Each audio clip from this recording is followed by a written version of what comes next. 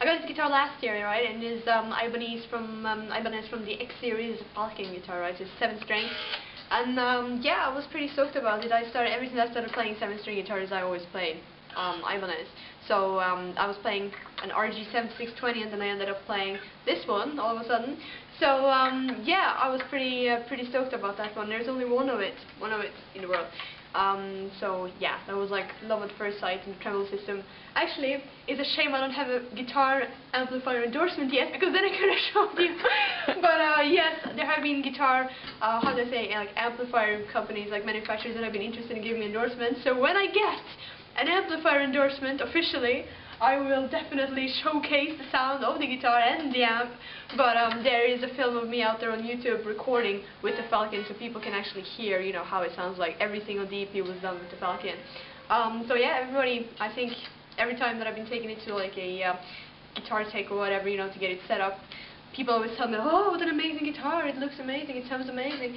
So I only had compliments for it, and this was the one. I mean, I had like 3 Ibanez guitars in the recording studio, but only one was used, and it was this one, because Sterling was like, oh, we have to use this guitar, it's so amazing.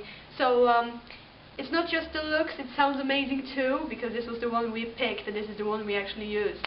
So great guitar, definitely. Awesome. So I have a Seymour Duncan endorsement, and I got that last year as well, and everybody keeps on telling me how cool the tone in the guitar is. So no, I only get compliments for it, and I will eventually showcase what I'm talking about. People can hear it on the EP though, because I also have a film clip, as I already said, out there of myself in the studio recording. So everything that you guys hear on the record is coming from this thing. But I'm surrounded by amplifier brands that I'm not endorsing officially right now, because I haven't made up my mind yet. So when I finally have an official announcement about an official amplifier endorsement, I will show you what I'm talking about. But you can hear about it on the EP anyway. So yes, I also have guitar strings endorsements. That's Ernie Ball. So I have like a 9, 11, 16, 28, 38, 40, 58. And I also have a guitar pick endorsement, which is trimmed up. I'm like, so my brain is so like, so I have to, yes. So I've always been using those, so everything is like stuff that I've always been using, which is pretty awesome, because one thing is to have an endorsement, another thing is to have an endorsement by brands that you really like. So yeah.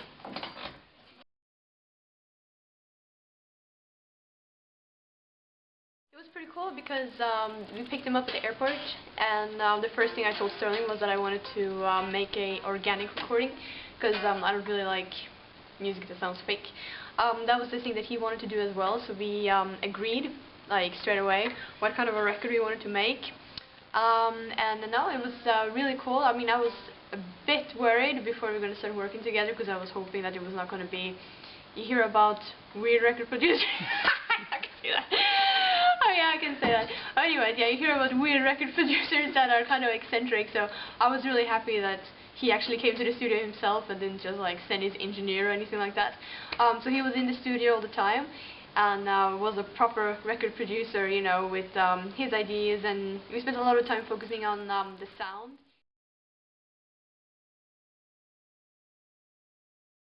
Oh, the favorite song that I've written so far is actually Famous, and you probably think that it's Thou, because Thou is the most guitar, is the most complicated one, and definitely is the guitar song, with the guitar intro and the guitar outro and whatnot.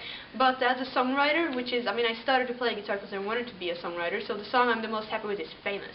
I think the lyrics are hilarious, and it's about reality shows and the whole reality show culture. I mean, it's like about Big Brother and all these shows, you know, that people sign up for, and they're doing everything, you know, just to get famous. And it was inspired originally by an article I read in LA Weekly about the Hollywood Walk of Fame, because the Hollywood Walk of Fame, they don't want to give any stars to reality show stars. So the situation got really insulted, and he said that it was unfair because apparently he deserves one. So it was all these like quotes from like celebrities, like reality show celebrities, that were really upset because they felt entitled to a star on the Hollywood Walk of Fame. And apparently the Hollywood Walk of Fame said "Hell to the no," and it was like quoted "Hell to the no" to celebrities from reality show stars.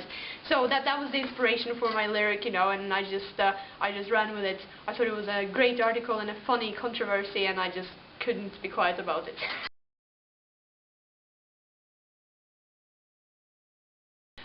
I started out singing because I was writing my own songs.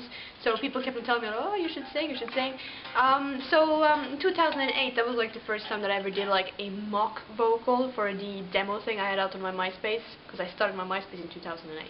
And I didn't really, I was kind of like whatever about it, it was something I did. So in 2009, that's when I made this demo 4-track thing, whatever, and that's when I discovered my full vocal range, or a vocal coach kind of did. And it was kind of like this 4-octave vocal, high notes, low notes, whatever thing, and it was pretty impressive. So I was like, I should definitely train this.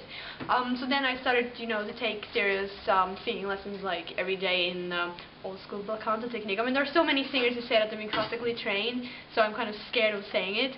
But the truth is that I've been working hard on it like every day. It's not just like a weekend course or something. So I've been doing this now since 2009. I think I'm kind of getting to the point now. I've gotten to the point now where my voice control is definitely there. And when I did the stuff I did on the EP, in the studio, there was no autotune. Everything was just real. And when you see these female singers that are out there, they make a really big deal if they don't use that much autotune. But on my recording, there was no autotune at all.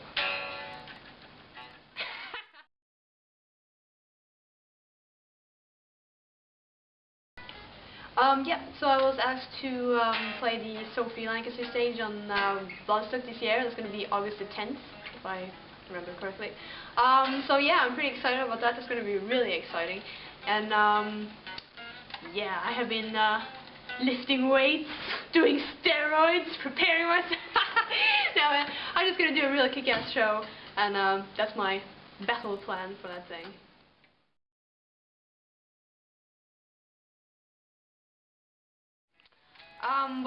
Me and songwriting is pretty funny. I always start with the guitar, obviously, it's all about the guitar. And I always start with a riff, and it had been cool if we had sound. But you can check out the EP and you can hear what I'm talking about. And buy it, of course. Anyway, when I wrote like Evolution, it was just like, I started out with the riff, and the riff it was a bit like black metal inspired, because I listened to Norwegian black metal quite a lot. And that was kind of like, how the riff started. And instantly I just pictured like, like science gone wrong, madness, crazy scientist. And then it kind of went into this Slayer kind of inspired part, I'm gonna tear this all apart, that whole thing. And I just really kind of just imagined like how do I say it, a descent into madness, basically. Like it starts out sounding crazy, but it gets more and more and more crazy. But then I wanted to have an element of surprise, which is why I put the chorus in, because I wanted people to think, oh, this is a heavy metal song, this is so metal, and then all of a sudden you have the chorus, and it's like, what? So, and then, you hear the chorus, and then it kind of progresses into the bridge, and the bridge is also an element of surprise. It goes deeper, you have all these, like, weird guitar things, and that's when it really goes crazy. So, it's about science gone wrong, and I think, musically speaking, the lyrics and the music are really matching up. It's definitely, I think you can tell that what I used to do is, like, visual arts, because, when you look at the music, it kind of is like that, meaning that you have a title, and then there's a concept for the song, and musically speaking, the music and the lyric match. So it's a song that is lyrically inspired by Mary Shelley's Frankenstein. And when I first was going to read the Frankenstein book, I didn't want to read it because I kind of imagined the whole Hollywood version of Frankenstein, but the book is amazing. It's a really, really good book, and it definitely inspired me when it came to lyrics. So the songwriting really kind of reflects what the title is. When I write a riff, I know what the title is going to be. I spent some time working on lyrics though, but musically speaking, I think that the music and the lyrics match up very well. They kind of reflect what it's about. And I didn't think about this. I wasn't aware of that until recently.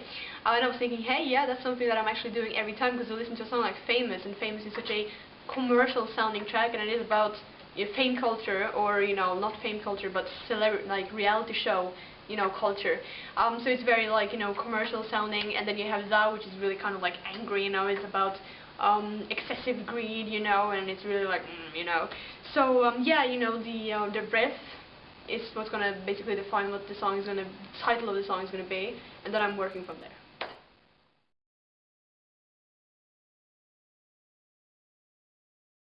Gosh, my lyrics can be found on everything from like string packages and empty toilet paper rolls. It's interesting. I mean, every time that I get an idea, I have to write it down somewhere. So I'll write it down wherever I can write it down, which can be anywhere really. So no, I mean I get inspiration from what happens in society. I think on the Evolution EP I have one song that's like really personal, and I wrote that song when I was actually sitting. I was like sharing my room with like, this is proper X Factor, but this is actually true. I was sharing bedroom with my 3 younger siblings because we had very little money, and this sounds so horrible, but it's actually true. So I was sitting there and looking at my brother who was sleeping, and this is so X Factor, but it's actually true, and wrote Let It Go for him. And I don't even know if you should have it in there, but it's a true story. So I was sitting and I was playing that song, and I was looking over at him who was sleeping, and I wrote that song to him.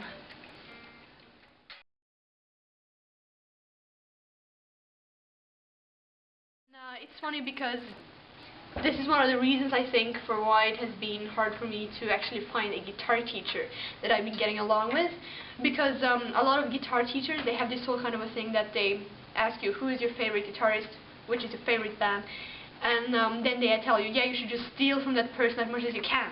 Now I disagree with that. I don't really think that is fair, and I don't think that's cool. You should have your influence, but you shouldn't just like look at someone and say, hey, I'm going to steal exactly what that guy is doing. I'm going to have that kind of guitar, I'm going to endorse that kind of brand, and I'm going to do exactly the kind of stuff that he's doing. I don't think that's right, and that's not how I think.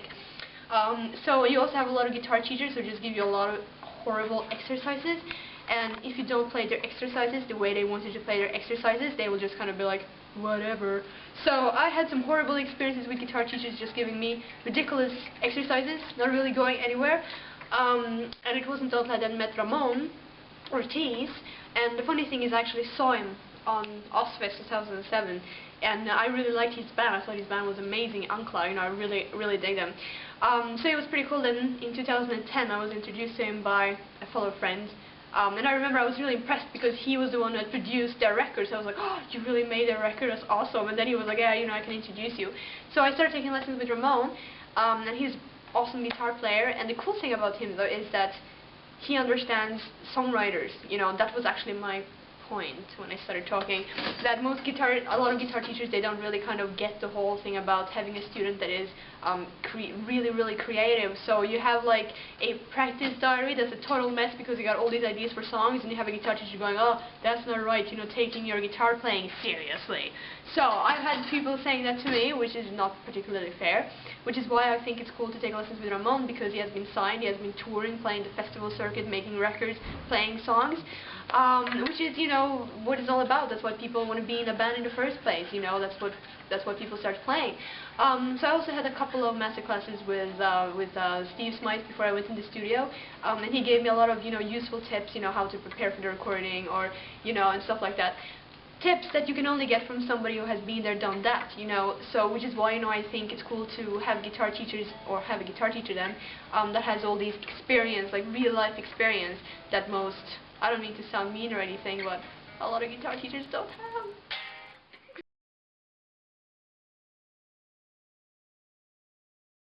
And the cool thing about Ramon is that he's also a 7-string guitarist, and when I think about it, oh, this is actually pretty funny. So I did the Metal Hammer Guitar Weekend in 2008, and I signed up for it because I was going to do some kind of a recording, and I was freaking out a bit because I was like, I never had guitar lessons, I have to do something where I, you know, learn how to play guitar properly. Funny thing is that Steve Smythe had like a masterclass there, and he gave us this like booklet with all these exercises.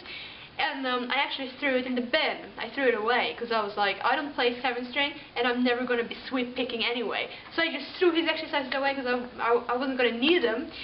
That's horrible. Now I play 7-string, now I do sweep picking, and when I then asked Steve for a masterclass eventually, before I went in the studio, I felt really stupid because I was like, yeah, I had your exercises once, but I threw them all away.